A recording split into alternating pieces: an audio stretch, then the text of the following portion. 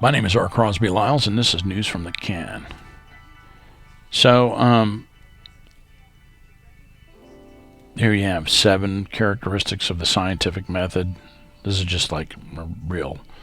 You can look this up. I usually just put the splash page or whatever, when I'm trying to look something up, because I'm just looking for the bullets here on the scientific method. So, basically, if you want to prove something that's true, you apply the scientific method to it. And the first thing you have to do is define a question to investigate. In this case, is what I just saw of extraterrestrial nature? Or is it something else? As scientists conduct their research, they make observations and collect data. So it's important. I've made an observation. It's important to collect more data to see what's going on, instead of just jumping to a conclusion. Veracity is very important to me.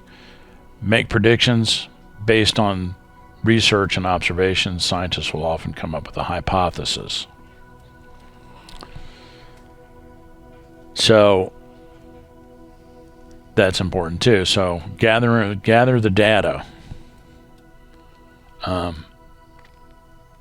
So what I'm looking to do is, I'm saying what I just saw was unusual, so I need to verify what I just saw. I need to do a little more exploration and do some research and gather some more data, and see if I can make predictions based on the data that I collect.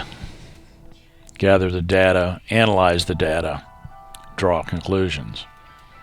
So that's basically the 5 steps of the scientific method, more or less. This is, you can argue about it, but basically what science is provability. It comes down to reproducibility, and you can't just make a statement. You have to prove things, and that's where mathematics comes in. Very important, because if you're going to prove something in particle physics or something like that, for example, quantum mechanics, then you got to weigh into the math. And then it comes down to statistics, and do your error bars, does it make sense? Have you stated your case? And it takes a long time. Peer review is very important. So you want to make sure that to me, I'm going to try as hard as I can to disprove what my original idea was. Okay? So this is what happened.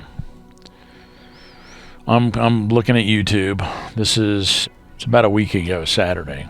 I came upon this because of Stephen Greer's stuff. So this is the next thing that he's coming out with. So how I got started down this rabbit hole is that I happened to see a video, and Stephen Greer made a very impassioned and I thought was credible case for his experience with CE5, which is Close Encounters of the Fifth Kind, where he can apparently can call them up, and extraterrestrial vehicles and things will show up. And he has photographic and video evidence of this. It's pretty compelling, really. So we watched the video not that long ago, and I had some interesting experiences, and I have a certain amount of experience myself with certain types of meditation. Basically, what's called small universe, which is a sort of Aikido technique for endurance and things like that. So that's where we're starting from. And as part of this, just dabbling in this, I happened across this video here, video advice, and looks like it's rehash of maybe somebody else's stuff. CIA full report on brain synchronization, energy manifestation in the holographic universe, and it talks about the gateway experience and hemisync.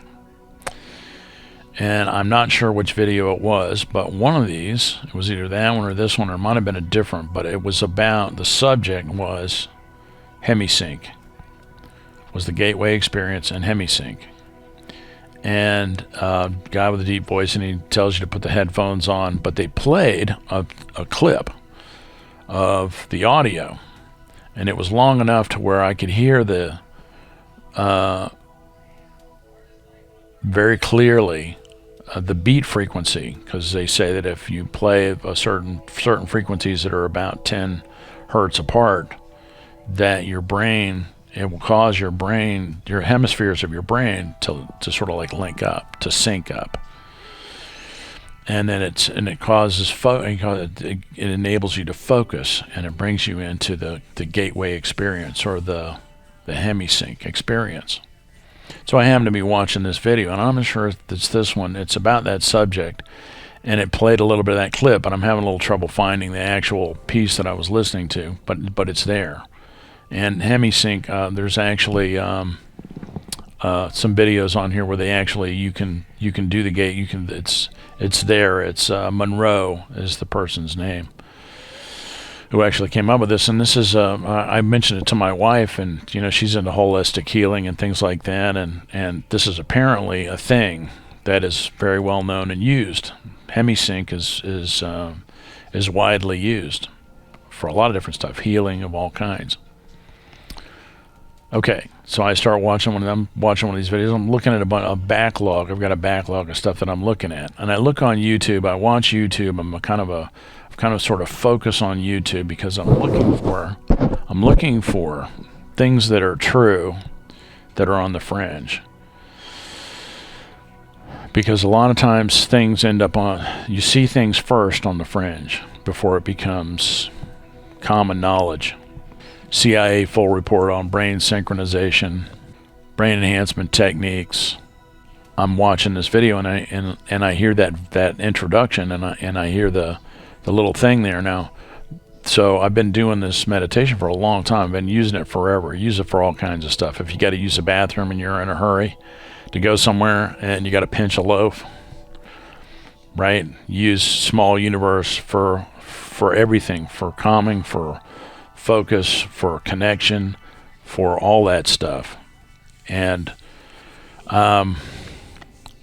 so this is what it's for. I use it for, obviously, for health reasons and things like that, but it does have martial arts ramifications and stuff like that. I'm not a real martial artist. Don't go crazy or anything, but you know what I mean. I just use it because for anxiety and all that stuff. I hear this little clip on here, and all of a sudden I'm in the zone. I feel like I'm in the zone. I was in the zone, and I do this thing where with my phone where I use Google Maps. I'll do a search for my actual address, and I'm at my address, and then what happens is that there's a little thing that looks like it's a little blue dot that has a arrow like this, and so there was a particular occasion where I was doing this. It was right after I watched the Stephen Greer film about Close Encounters of the Fifth Kind. Its actual production of that, bought it, paid for it, and watched it on TV with my wife. And the next day, we went, and when I had this experience, and I was in the bathroom, I was using the bathroom, and so I was doing this thing, meditating, and so I used Google Maps to zoom way out and then zoom right in on my position, and kind of project that. And so all of a sudden that little position thing starts moving around. And it moved way, way out, miles away. And then I was like, that's weird. And I kind of, it's like I slipped out of the zone, and the little marker went zip right back to my address. So, there's reasons that there could be for that. Could be that, one of the little quirk of how the phone works. It uses GPS. So the GPS, I have a metal roof on the house, it might have skitzed for a minute. We really don't know, but it was interesting.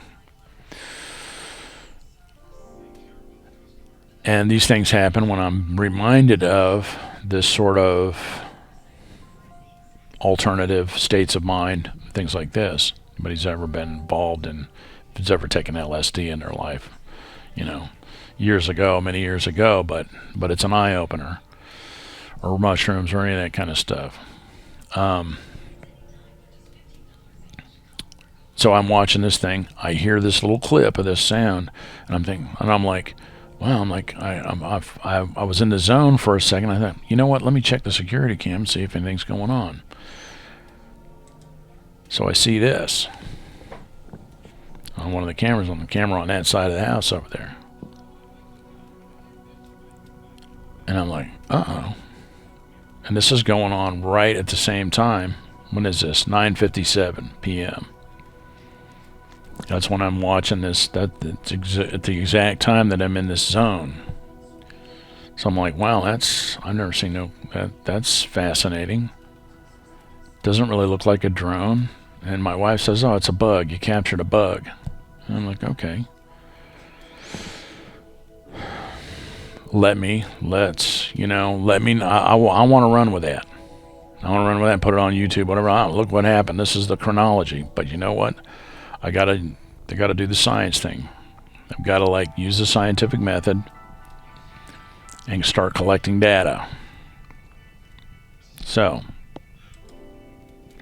I go and I get this is a week later. This is yesterday actually I started doing this. So I got my camera out.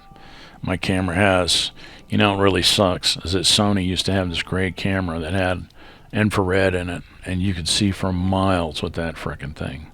It was old school, the little video cassette thing, and they had some cockamamie story about people were able to see what you look like naked or something. Who gives a fuck about that? It's just some goddamn security shit. You know what I'm saying?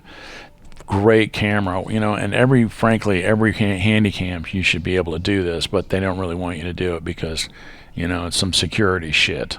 So you can see that big white blob there. That's the infrared spotlight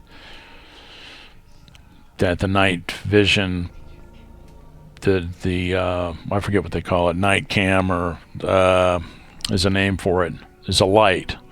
And you can turn it off. There's a button on the side. That's what I'm looking for there, that you can turn it on and off. So I get my camera out, and I set it up, and it's opposite to the camera. You can see the camera's on the side of the house looking down at me. And so this is looking up, and I want to get a measurement.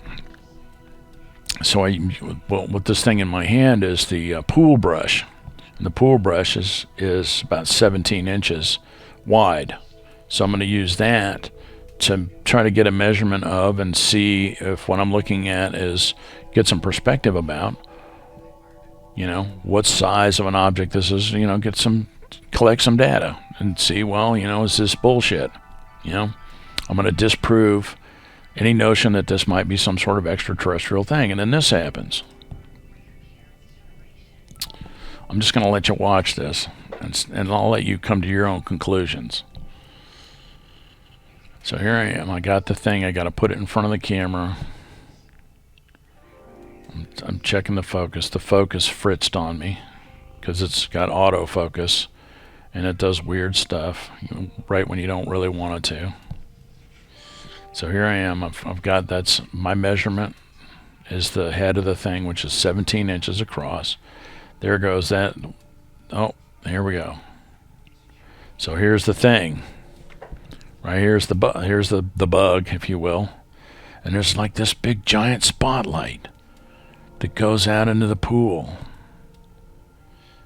and I'm doing a size comparison, so I can see the difference in size of the different things, and so you see that this thing seems to kind of come out of the spotlight and goes way up here.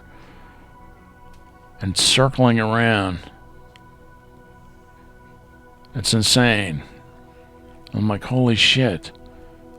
What the hell did I just see? Well, if you, any of you out there who have any experience with this know exactly what it is. This is a picture of the other side of the house. And just watch this for a second. Right here on the left-hand side of the screen, you can see it's a spider web. It's a really kind of a ghostly image. It looks like a spook kind of suspending in the air, and it's a strange kind of thing. But now you see the stringiness there. It's a spider web, and spider webs spider will spin a web down from a ceiling or a sidewall or something like that, and it'll be hanging in front of a camera, the doorbell camera or whatever, and the wind will blow, and so the spider web will bend in the wind, and that will cause the reflection from the infrared light that's inside most of these cameras, because they have to be made that way, because of security.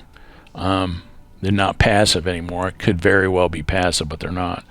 So that spotlight will hit it, and it will cause this very bright light to move along, and it looks like you're looking at some sort of light source that's moving in very interesting ways. So there's that. And here's our the bug again. But let's go up here to the beginning. I'm going to slow this down a little bit so you can see what's up. I have 3 clips of this. Actually 4 if you include we got to go right back here to the beginning. Right, down, boom. Right there. There it is. See that little flash down there? See if I can catch this. There. There's a little glimmer of light right there. And I don't really have to do that. I saw that on this when I first looked at it. I thought, well, it's hard to tell. Is that a piece of thread? I could go through all that, or I can just take you right back to here, play this clip again. And having analyzed that, the 3 clips that I had of the original bug, if you will, and thinking, I've never seen a bug like that, because you can't really see that it's flying. Moths and things, they have a particular kind of look to them. So, let's go back here. This right from the beginning.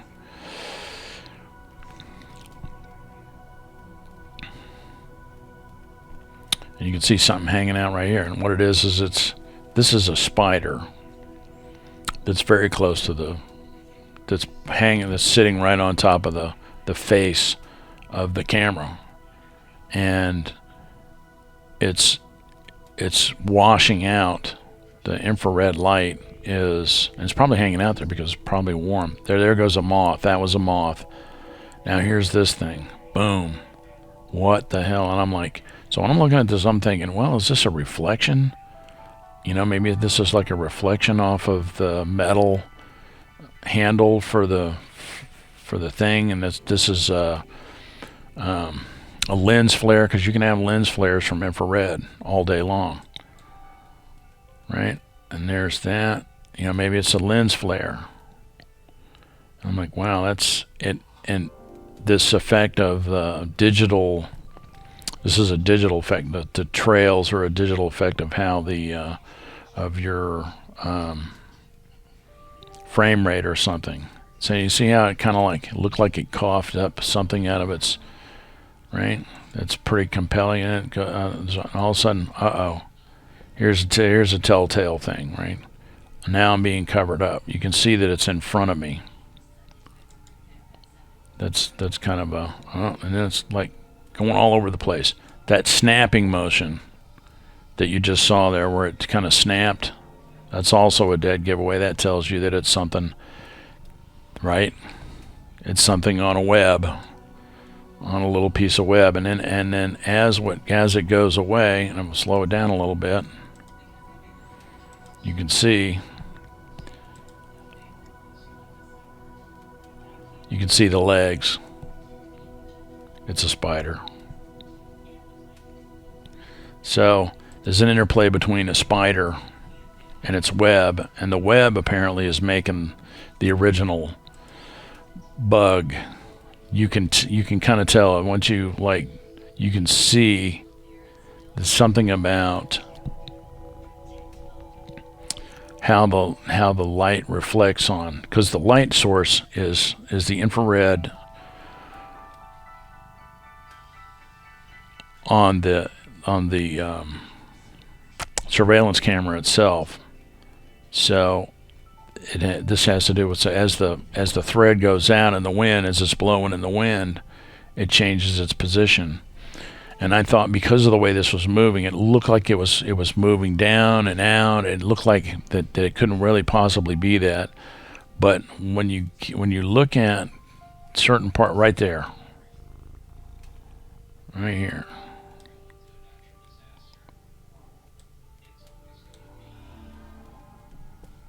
slow this baby down here.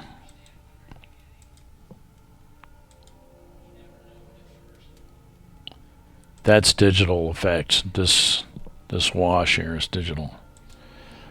There you go. This little dot right here, it tells you that it's a spider web. It's a thread from a spider web. There you go. So, and there were other little things that I saw in there, but it's very, this is something, and I've seen unusual things like this before, and I'm like, okay, I got to look into it and figure it out and see what it is, and that's what it is. It's a spider web. Unfortunately, it's not a close encounter of the fifth kind. It's just a spider. It's a spider very close to the lens of the camera, the security camera. But it's funny that I was, so this is the setup.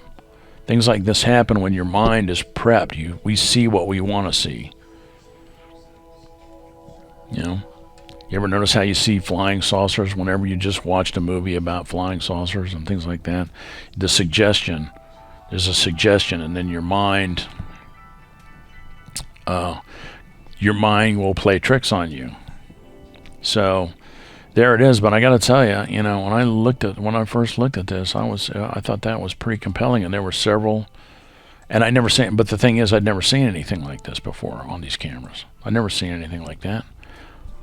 So I'm like, is that a drone? That doesn't look like a drone. It looks kind of freaky, unless it's somebody who has a security system, and you see shit like this all the time if you have a security. And after a while, you realize it's things like spider webs and bugs crawling on the lens and all kinds of stuff. So there it is. So it's unfortunate, but it is what it is. Now, this does not mean that Stephen Greer's research is not credible. And also, there's another guy on here. His name is this guy right here, Hal Puthoff. Eric Weinstein is on Jesse Michaels interviewing Hal Puthoff. Were there actually updates in physics, maybe mid-century? Okay. I feel like I've met Hal Puthoff somewhere before. I don't know where. I don't know if he just seems like somebody else that I know. My dad was an electrical engineer. He got his degree. He got his degree in the early 50s, and early mid 50s, and so this. I've met dozens of guys like this, and they're all real laid back, and they know their shit, and so it's like I think to myself, man, I met him before somewhere. I just, the way he talks and everything is, you can tell I just know a whole hell of a lot, and it's just very humble. Most of the most intelligent people I've ever met in my life are the most humble people that I've ever met. Because if you're not humble, you can't learn anything. But anyway, the link for this will be in the description too, because this is fascinating. This is a fascinating exchange here. You got to know what you're looking for. Talking about polarized vacuum and things like that. And the way that they got funded, the money that they got funded, is that there was that there's proof that they were able to. There was the Russian guy that they brought in to do some telekinesis, psychokinesis type of stuff in a lab that they designed, where there was, was shielded and insulated and all that stuff. And the guy that they brought in was able to affect an electromagnetic wave with his mind, and it was reproducible. So that's the thing about science. They had an experiment, and they were able to reproduce. And then that's science. And that's how they got funded. The way that Stephen Greer got access to Bill Clinton back in the early 90s is because Stephen Greer has a method that's reproducible. He is able to communicate with extraterrestrials, and they come, you can photograph them, bada boom ching bang. And it's very credible, it's compelling. It's credible. But it's reproducible as well. And that's what you got to have. Otherwise it's bullshit. Nobody's going to listen to you. The reason that they listen to Hal Puthoff is because they and this is part of the gateway thing here too, right? This is what you call, and you get into the woo-woo stuff. This is into the woo, way into the woo here. But the shit that he was doing way back when was reproducible, was reproduced. So they had reproducible evidence that this man was able to affect a signal inside of an enclosed, shielded, insulated space. And Hal talks about having, Mr. Puthoff talks about having patents for polarized vacuum spaces and things like that. And that they don't know. They don't know what's caused measuring scalar and vector potentials that aren't voltage, electric fields, magnetic fields, vector and scalar potentials that they are able to, that he's measuring. And I have to look at exactly what they're doing and how they're doing it. But he has patents. And so when you listen to these guys talk, I mean, I wonder about Weinstein because, sometimes I listen to him and I'm like, well, either that or he's a really good bullshit artist. You know what I'm saying? Which the same thing could be said for Hal Puthoff. But when you listen to what they're talking about and the way they're talking about it, they're not kidding. These are guys who've been down the mathematical rabbit holes many times, and they're the real deal. So this guy Jesse Michaels. This material is awesome. I mean, this channel is he's putting out some really good stuff, really solid. I hope if it doesn't get better, that it at least stays as good as it is, because he's doing this material is solid, yeah. So that's all I got. My name is Art Crosby Lyles, and I'm just keeping it real with y'all. Can't reproduce. I mean, you have to be able to. You have to have evidence that's reproducible. Stephen Greer, Hal Puthoff, they had evidence that's reproducible, and others. And I'm probably leaving others out, but that's it.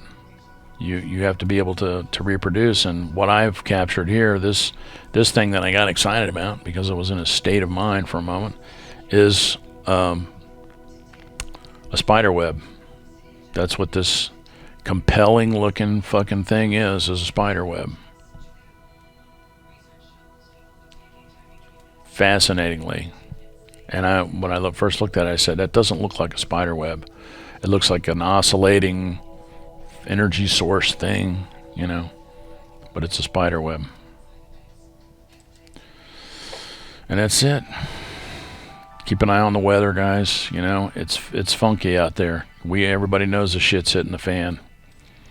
In closing, a quick shout out. I didn't know what the guy's name. His name is Ryan. He's a researcher for David Devine on Adapt 2030. The name of his channel is Appalacian Squatchwatch. But he's doing some material on ham radios and the effects of space weather on radio signals and different frequencies and things like that. He's very knowledgeable. This guy does his YouTube channel, I think, is fairly new, but he's doing great material. His name is Ryan, and Appalacian Squatchwatch. You should go watch him. And because I didn't mention I mentioned him in another video, and his material is solid. He's doing good work. Real nice, real good research, and he's laid out. He's a real calm guy. He's good to watch. I kind of referenced some of his material, and I would really like to send people to him to see about to watch this video right here, the atmospheric effects of Tonga, because he lays it out very well. And that's it. That's all I got. My name is R. Crosby Lyles. Go watch this guy. He's good. And and David Devine, Adapt 2030. He's got solid information. About effects that are going on related to grand solar minimum, which there are, and then there's other stuff going on too. So, but it's interesting. It's interesting. He's got good stuff. Go watch him, and thanks for watching. Don't take any wooden nickels. That's it. See you. Bye. And now it's time for a disambiguation break. Okay. I'm not really that familiar with Eric Weinstein. I've seen him on Joe Rogan's podcast a couple of times. Don't really know that much about him. He's got a podcast, The Portal, and you can find that at ericweinstein.org. Wow, he's got a .org. Okay, interesting. But educational background, because that's what we're talking about. Is he bullshitting? Weinstein received his PhD in mathematics from Harvard University in 1992 under the supervision of Raoul Bott. In his dissertation, Extension of Self-Dual Yang-Mills Equations Across the Eighth Dimension, Weinstein showed that the self-dual Yang-Mills equations were not peculiar to dimension 4 and admitted generalizations to higher dimensions. So, not trivial. So that's University of Pennsylvania. He got a BA, Harvard University. He got his MA and PhD. And let's see. Harold E. Puthoff, parapsychologist and electrical engineer, Stanford University, University of Florida. Oh, okay. Okay, all right. Yeah. Puthoff was born in Chicago, Illinois. He received his BA and MSc in electrical engineering from the University of Florida. In 1967, Puthoff earned a PhD in electrical engineering from Stanford University with a thesis on the topic of the stimulated Raman effect in lasers. Then worked on tunable lasers and electron beam devices and co-authored with R. Pentel, Fundamentals of Quantum Electronics, Wiley, 1969. Yeah, so he's a heavy hitter too. Published in English, French, Russian, and Chinese. Puthoff published papers on polarizable vacuum, and stochastic electrodynamics. Took an interest in the Church of Scientology in the late 1960s and reached what was then the top OT 7 level by 1971. Puthoff wrote up his wins for a Scientology publication, claiming to have achieved remote viewing abilities. In 1974, Puthoff also wrote a piece for Scientology's Celebrity magazine, stating that Scientology had given him a feeling of absolute fearlessness. Puthoff severed all connection with Scientology in the late 1970s. In the 1970s and 80s, Puthoff directed a program of SRI International to investigate paranormal abilities, collaborating with Russell Targ in a study of the purported psychic abilities of Uri Geller, Ingo Swann, Pat Price, Joseph McMoneagle, and others as part of what they called the Stargate Project. Both Puthoff and Targ became convinced Geller and Swann had genuine psychic powers. However, Geller had employed sleight-of-hand tricks. Okay, so he's already a PhD in electrical engineering at this stage, and in 1985, Puthoff founded a for-profit company, Earth Tech International in Austin, Texas, At about the same time, he founded an organization, Institute for Advanced Studies at Austin, IASA, which he directed. IASA, funded by anonymous donors, pursued ideas Puthoff finds interesting related to energy generation and propulsion. Puthoff and Earth-Tech were granted a U.S. patent in 1998 with claims that information could be transmitted through a distance using a modulated potential with no electric or magnetic field components. These claims are generally considered to be false, and no such transmitter has been constructed. The case is used for educational purposes in patent law as an example of a valid patent for an inoperable invention.